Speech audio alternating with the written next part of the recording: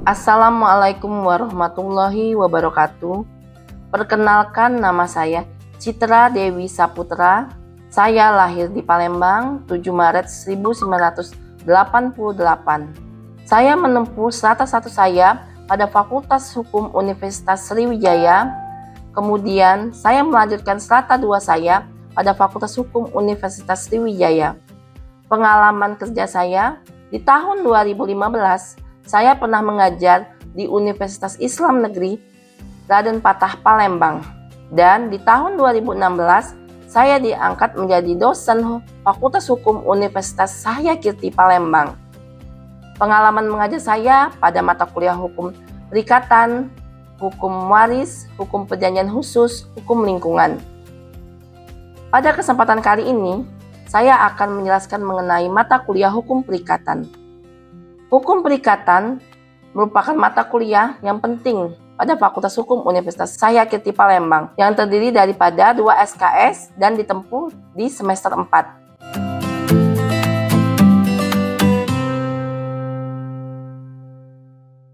Pada kesempatan kali ini saya akan menjabarkan tentang rencana pembelajaran semester RPS mata kuliah Hukum Perikatan Program Studi Ilmu Hukum. Sebagai dosen pengampu, saya sendiri Citra Dewi Saputra SHMH pada semester 4 jumlah SKS 2.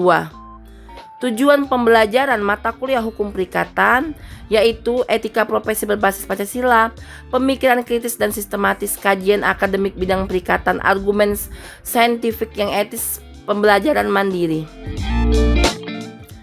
Capaian pembelajaran mata kuliah menjelaskan pengertian dan dasar hukum perikatan, memahami syarat sah dan asas-asas perjanjian, membedakan perjanjian bernama dan tidak bernama, menjelaskan jenis dan klasifikasi perikatan, dan menganalisa sumber perikatan dan undang-undang dan perbuatan manusia. Deskripsi singkat mata kuliah, sistematika, buku ketiga, Kitab Undang-Undang Hukum Perdata, asas dan syarat sah perjanjian, pelaksanaan wampestasi hingga hapusnya perikatan, dan perikatan dari undang-undang dan perbuatan hukum. Bahan kajian dan referensi pada hal ini, materi intinya yaitu perikatan, perjanjian, wampestasi, dasar hukum, dan jenis-jenis perikatan. Pustaka utama dan buku yang dipakai adalah Harahap, Satrio, Subekti, Kitab Undang-Undang Hukum Perdata, dalam hal ini Berhalik Wetbook, BW, dan pustaka pendukungnya yang Ahmad Miru yaitu Hukum Kontrak. Strategi pembelajaran menggunakan metode diskusi, active learning, dan penugasan individu serta kelompok bagi mahasiswa. Penilaiannya itu yaitu ada yang non-tes dan tes. Non-tes portofolio, rangkuman, serta tes kuis, UTS, dan UAS.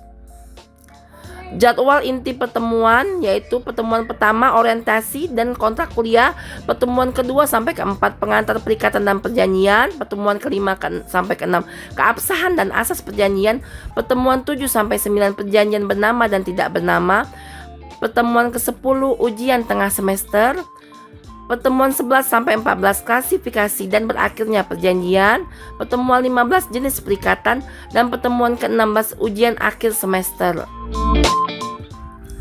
Komponen dan rubrik penilaian. Bobot nilai di sini yaitu berupa tugas sebesar 20%, kemudian ujian tengah semester 30%, ujian akhir semester 40%, kehadiran dan partisipasi 10%. Rubrik nilai yaitu A 80 sampai 100 itu sangat baik dan proaktif, B, C, D tingkat performa bertahap, dan E tidak melaksanakan tugas dan tidak memahami materi. Aturan akademik, kehadiran minimal 75% untuk ujian, tugas terlambat nilai 70%, plagiarisme potongan 10%, terlambat lebih dari 15 menit wajib presentasi materi minggu lalu. Begitulah RPS yang saya buat. RPS Hukum Perikat ini disusun untuk membekali mahasiswa dengan kemampuan memahami, menganalisis, dan menyelesaikan masalah hukum dalam perikatan. Diharapkan mahasiswa mampu aktif dan etis selama pembelajaran. Terima kasih. Wassalamualaikum warahmatullahi wabarakatuh. Ya, assalamualaikum warahmatullahi wabarakatuh. Waalaikumsalam warahmatullahi wabarakatuh. Apa kabar semuanya? Baik. Ketemu lagi dalam mata kuliah hukum perikatan bersama saya saya Ibu Citra Dewi Saputra SKMA. Kita melanjutkan daripada materi yang kemarin ya. Dan sekarang masuk kepada materi keempat, yaitu mengenai syarat sah suatu perjanjian. Sebelumnya kita mengulas dulu mengenai tujuan pembelajaran daripada hukum perikatan ya. Jadi di sini mahasiswa dapat menjelaskan pengertian perikatan dan dapat menjelaskan hubungan empat syarat sah suatu perjanjian. Oke ya. Siapa yang di sini tahu mengenai perikatan, coba? Hubungan antara dua orang. Nah, jadi perikatan di sini adalah hubungan antara dua orang atau lebih, di mana satu pihak memberikan prestasi kepada pihak yang lain. Oke, ada lagi? Yuk, siapa? Ya. Perikatan lahir dari perjanjian. Oke, benar. Jadi perikatan itu lahir dari suatu perjanjian. Jadi dari mulanya perikatan maka lahirnya suatu perjanjian. Nah, kita sudah membahas ya mengenai kita undang-undang hukum perdata atau BW. Apa bahasa Belandanya?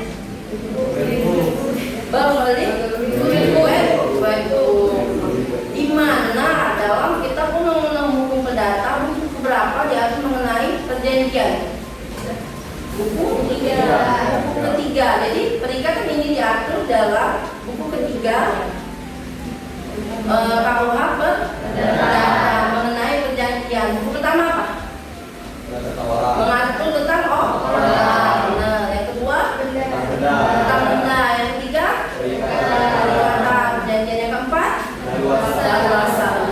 Jadi KUH perdata atau kita undang-undang hukum perdata ini yang disebut dengan BW itu mengatur tentang empat hal tadi ya. Yang pertama orang, yang kedua benda, yang ketiga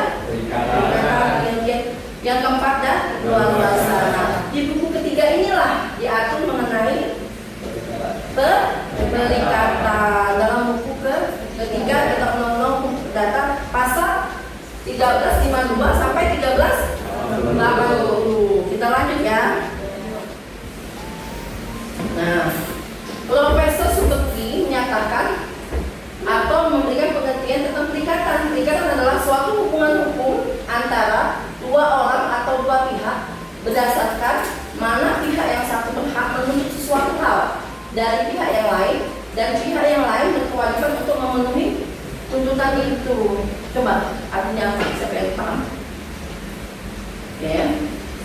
Jadi maksudnya begini, jadi satu orang itu memberikan suatu prestasi kepada pihak yang lain. Pihak yang lain itu memberikan kewajibannya. Paham ya? Misalnya seperti ini, contohnya saja jual beli yang standar lah ya, perjanjian jual beli apa nih, motor lah ya, jual beli motor, di mana satu pihak dia mendapatkan prestasi berupa barang dengan membeli motor, tapi dia wajib memberikan imbalan sejumlah uang, membayar objek yang telah dijadikan tersebut. Paham? Sampai sini ya. Oke.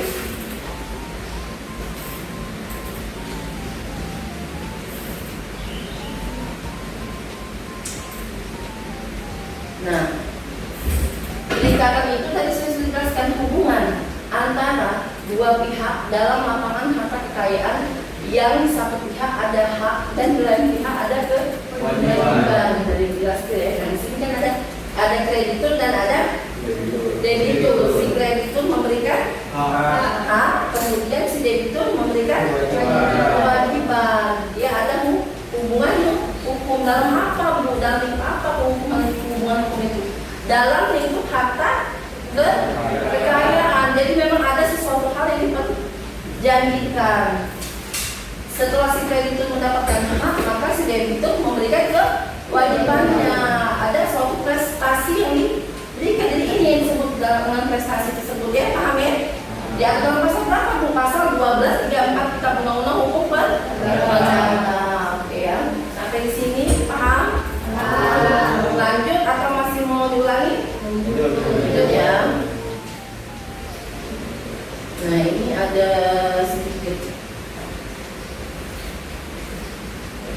Iya, contoh ya, sebenarnya ini lebih ke budaya ya, lebih ini saya belum dapat. Contoh akan jual beli dengan contohnya jadi beli hewan kurban, ibu dikasih sedikit contoh baik. Nah, gimana salah satu pihak memberikan, ya kan, memberikan ininya sejumlah uang, kemudian dia akan mendapatkan haknya berupa tadi hewan kurban yang telah dikerjakan tadi. Oke. Nah ya, jadi untuk bentar ya, untuk nanti kita ini ada pembagian kelompok diskusi, tetapi nanti saja ya kita bahas, kita lanjut mengenai syarat sahnya dulu ya. Syarat sah suatu kejadian. Bisa kalian baca dulu ya sebentar ya. Sini ya. Syarat sah suatu kejadian. Sudah ya? Ada apa syarat sah suatu kejadian yang pertama? Yang kedua? Yang ketiga? Dan yang keempat? Nah, di sini ada kesepakatan dan percakapan itu termasuk syarat sah. Bisa sedangkan suatu hal tertentu dan suatu sebab yang halal masuk dengan syarat objektif. Dan kita lebih lanjut kita bahas ya sedikit ya, sedikit demi sedikit semuanya kita bahas. Oke, kita berawal daripada kesepakatan terlebih dahulu. Nah, ibu gambarkan seperti ini ya. Nah, dari sini aja sudah tergambar ya. Apa sih kesepakatan itu apa tergambar ya? Jadi kesepakatan itu tadi antara satu orang dengan orang lainnya melakukan suatu perjanjian dan berbuat kata jadi sepakat tidak akan timbul suatu perjanjian apabila satu dengan satu orang lainnya tidak melakukan kesepakatan. Kalau tidak sepakat maka tidak akan timbul suatu perjanjian. Dan harus ada dulu kata kesepakatan bahwa misalnya pihak A dengan pihak B sepakat nih mau jual beli rumahnya. Oke, maka terpenuhilah salah satu yaitu kata sepakat tadi, paham ya? Nah, ada yang mau ditanyakan nggak tentang kata sepakat ini? Sepakat enggak? Ya boleh. Di situ kan tadi kan dijelaskan suatu perjanjian terakhir antara dua pihak ya. Iya, maaf. Dimana timbulnya kesepakatan. Iya. Nah, kesepakatan ini kalau timbul misalnya atas dasar paksaan dari pihak sebelumnya itu bisa dikatakan secara sah perjanjiannya. Tidak bisa. Jadi yang namanya kesepakatan itu tidak boleh ada intimidasi dari pihak manapun, tidak boleh dipaksa, tidak boleh dia dalam tidak sadar, tidak boleh sehingga melakukan ini yang namanya itu perjanjian dalam kata tidak sadar sehingga lagi ini masih itu di luar kesadaran bahwa pengaruh orang lain itu tidak bisa dia. Jadi tidak bisa dia dikatakan sepakat, artinya dia dipaksa karena dia diri dia sendiri tidak bisa. Karena kenapa nanti kedepannya itu dapat dibatalkan. Oke, paham ya? Oke, sampai sini paham tentang kesepakatan? Lanjut ya.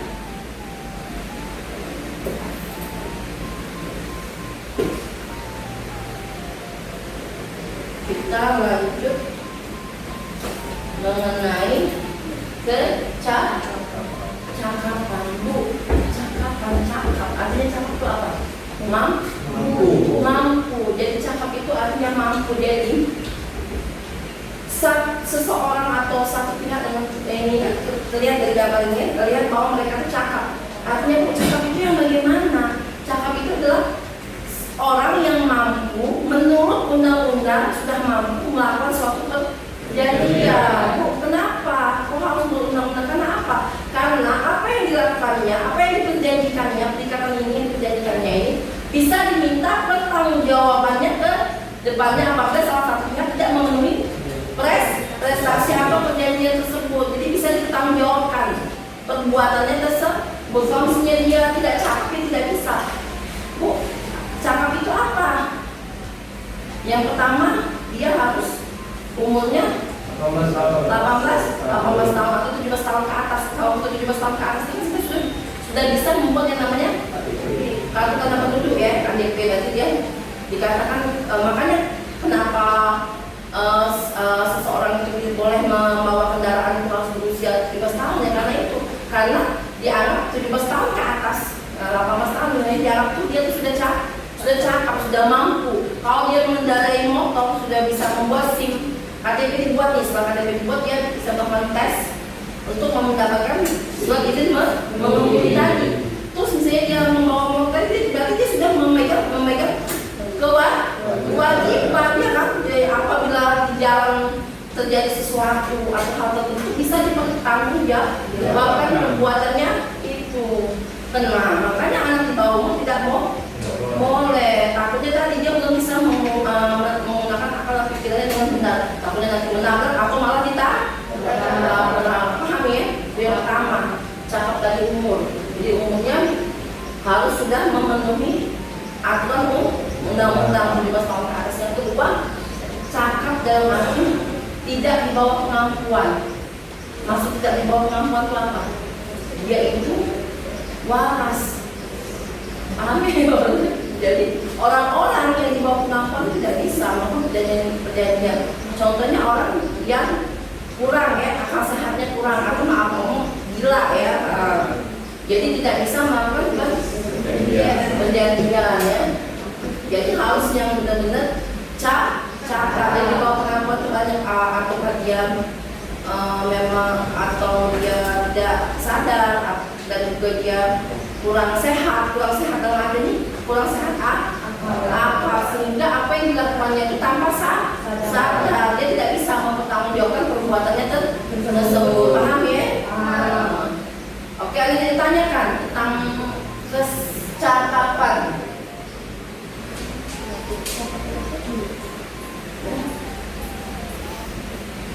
Boleh? Tidak ada? Lanjut ya. Kita lanjut sesuatu hal tertentu. Nah, sesuatu hal tertentu itu artinya apa?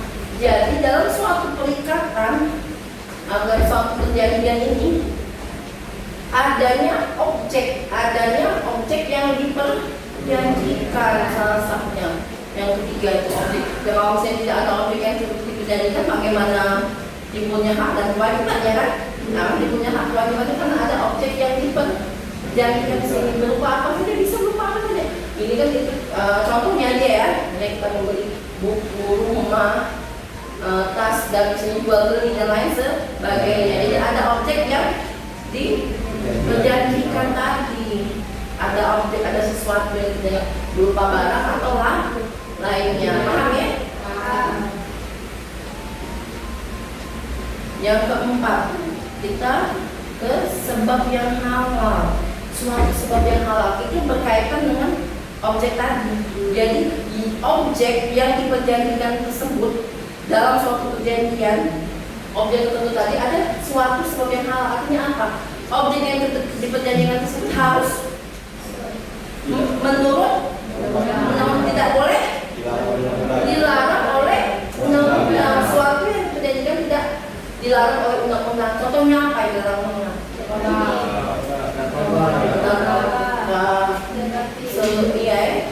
Dan termasuk di dalamnya sabu-sabu, narkotika, ekstasi, ganja yang termasuk di psikotropa lainnya yang dilarang oleh undang-undang untuk diperjualbelikan.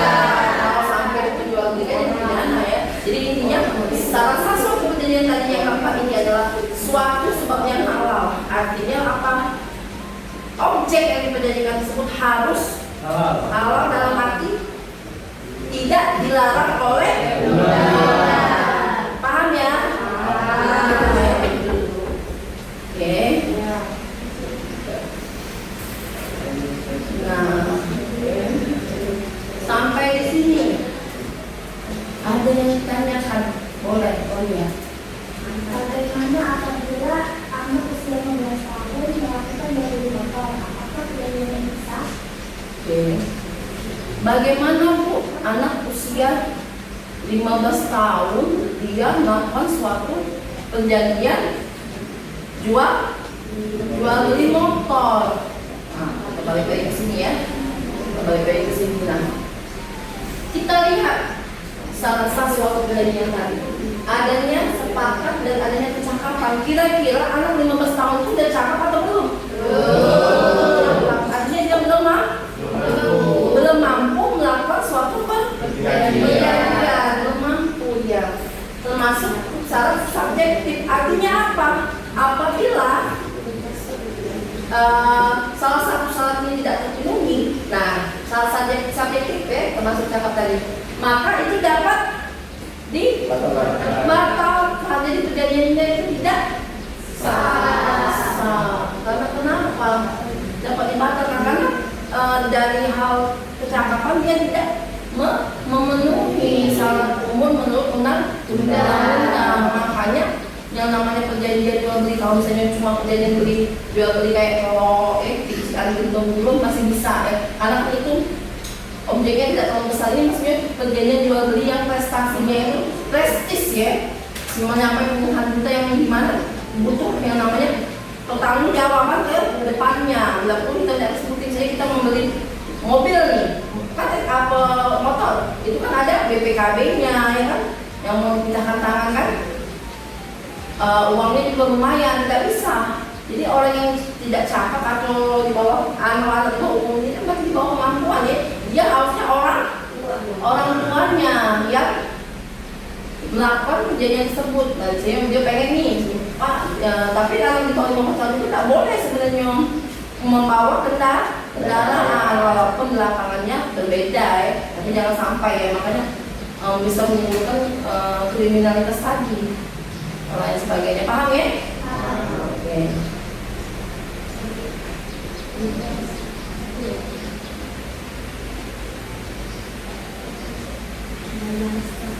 Ya. Nah. Oke.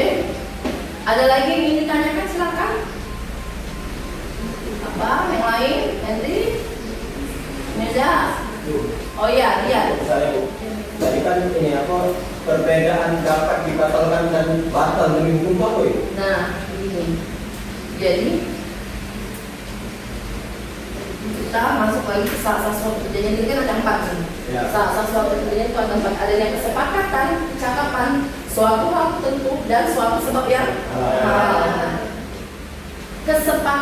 kesepakatan dan kecakapan ini itu termasuk syarat subjektif yang apabila ternyata syarat kesepakatan dan kecakapan ini tidak memenuhi syarat yang disebut syarat subjektif tadi, maka dia dapat dibatalkan. Tuh yang dapat dibatalkan tadi. Nah, berbeda dengan apabila tidak memenuhi syarat nomor 3 dan nomor 4, suatu hal tertentu dan suatu sebab yang halal. Atau yang halal tadi itu disebut syarat objektif. Apabila tidak memenuhinya, maka itu batal demi hukum, dianggap tidak terjadi sama sekali perjanjian tersebut. Oke, paham ya? Paham. Oke. Apakah ada yang ingin ditanyakan lagi? Boleh, silahkan. Sebelum saya memberikan ini ya, memberikan tugas untuk pertemuan berikutnya, kita akan diskusi ya. Bagaimana? Nah, ini tadi ya, ini daftar pustakanya yang saya ambil sumbernya dari ini ya.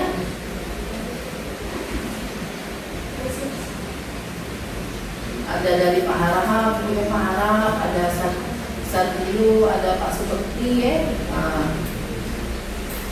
Oke, kalau tidak ada tugasnya ya, minggu depan itu saudara membuat resume mengenai jenis-jenis perikatan. Kemudian minggu depan akan kita bahas untuk didiskusikan secara bersama.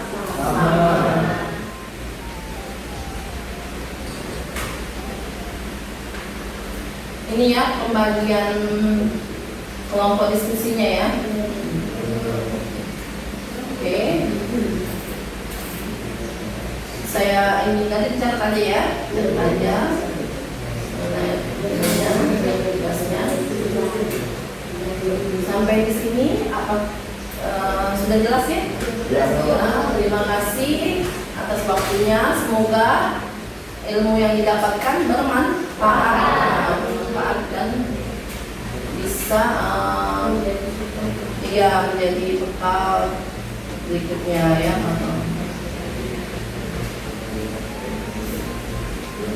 Tugas tadi jangan lupa ya. Oke, saya akhiri. Terima kasih. Saya akhiri dengan wabillahi taufiq wal hidayah. Wassalamualaikum warahmatullahi wabarakatuh. Waalaikumsalam warahmatullahi wabarakatuh. Baiklah, demikianlah audio visual yang dapat saya sampaikan pada kesempatan kali ini. Dokumen ini salah satu pendukung saya untuk mengikuti persyaratan sertifikasi dosen tahun 2025. Terima kasih pada kesempatan kali ini. Saya ucapkan wabillahi taufiq wal hidayah. Wassalamualaikum warahmatullahi wabarakatuh.